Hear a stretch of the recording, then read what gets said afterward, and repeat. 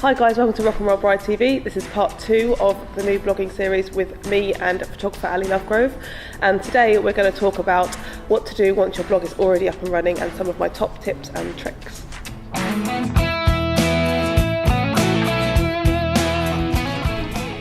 Okay, Kat, I wanted to ask you some questions today about once your blog's up and running and how you manage it and how you make sure it's what people want to see. As a practicing photographer, the things that I put on there are basically write-ups of shoots that I've done just to get my work out there.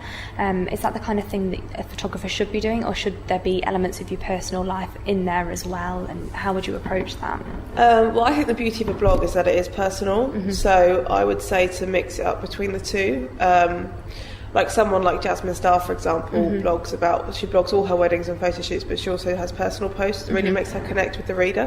One of the main, she's said herself, one of the main reasons why her blog is so popular is because people want to hear about what she's doing and how well she's doing and her personal stories. So I think it's good to mix it up. I mean, one thing that I was trying to do, when I write about my shoots, a lot of it are friends and family at the moment, so I do have a few personal stories in there as well. But as far as writing about my pets or anything like that, what's your view on whether anyone, as you're starting, if anyone's actually bothered about reading about it, or if it is something that you should do anyway, just so you come across as a very personal person? Yeah, I think it is. It sort of helps give like a whole to who you are as a person. At the beginning, you're still very much learning what works for you and what doesn't. And as I've said previously before, that at the beginning not a lot of people may be reading it, so not to stress too much about what other people think, and you'll sort of find yourself what you think works for you and what works for your brand. My blog's about alternative weddings, but I do write about my cats occasionally, and on Twitter I'm always talking about my cats and stuff. So it's just, you'll find how they respond and what they find interesting. Okay, and you said before, when you're thinking about writing your content, you need to write it how you speak. So would you write it more in a conversational way or a more documentary type way, or does it depend purely on what you're posting? I think it does depend on what you're posting, and also as a photographer what your photography's like. Like, you might be a really sort of that kind of photographer that shoots really close and you're really intimate and personal, and then that should be reflected in your writing.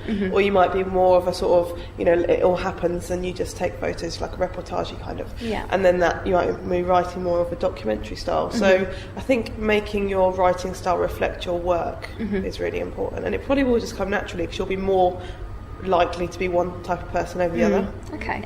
With a lot of people that are blogging nowadays, I think imagery is one of the key things that you need, just even to liven up your blog and make it a bit more visual. As a photographer, I have to put imagery on there to showcase what I'm doing. But for people that aren't necessarily photographers but want to use imagery, or even photographers, how would you approach the processing of images? So would you keep it purely black and white, purely colour, purely vintage processing? How would that work for you? Well, I think as a photographer it will very much be dependent on what your style is. Some photographers will shoot mainly in black and white and some will shoot only in colour. So I think it should be what comes naturally to you. If you're not, like, one of my biggest bugbears is photographers that shoot modern traditional weddings and put like a vintage wash over it. Like, there's no authenticity there. So similarly in the way you blog it, just keep it authentic to the vibe of the post. Okay, and for the blog overall, I think it would be good to have a mix of different types and different styles, even if you're trying something out. But for that one particular post, would you always suggest that it's a very similar style throughout the photography? Because obviously it should have been throughout the shoot. Yeah, I guess so. I think mixing up between colour and black and white is good. But I wouldn't. When you're first starting as a photographer, you'll be honing your style still. But I think keeping it so it kind of works together is quite important. Like, you don't want one photograph that's like really dramatic and then the next one that's like completely the opposite. It might look a bit odd. And I suppose it's the same for the whole layout of the site, really. You want to communicate that image of clean and crisp, and that needs to communicate through your imagery as well. As far as getting your blog noticed, what are your top tips for that, really? So any kind of blog. Well, you should definitely be using social media. That's really important. So Twitter, Facebook, Flickr, things like that. So sign up to those and link them all to your blog, so that makes sure on your blog you've got links to be able to find them, and vice versa. And yeah, that's probably one of the most important things, I would say. That's probably one of the things that's got my stuff out there most. Okay. So using social media is the best way to get your blog noticed.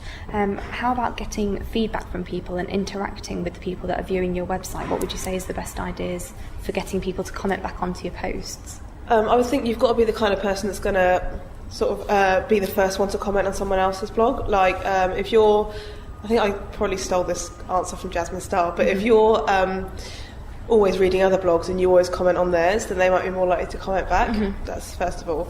And then also in your post to be asking questions and maybe not keeping the story, not closing the story at the end, so that the question is open-ended, the post is open-ended, so that people can then feel like they can add to the discussion. Okay. And as far as monitoring where your viewers are coming from, where your readers are from and how they've found you, would you say that's extremely important in then going forth in tailoring your content and how you want to attract similar readers?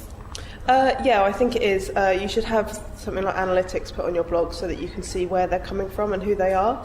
And another thing you can do is do reader surveys. Like if you're a professional blogger, that's something you should probably be doing at least once a year to find out, for example, if it's a wedding blog, if your readers are brides, what kind of wedding they're having, what kind of budget they've got, and then you can figure out what sort of content they might be after and then tailor it towards them. Okay, that's great. Thanks very much, Kat. No worries.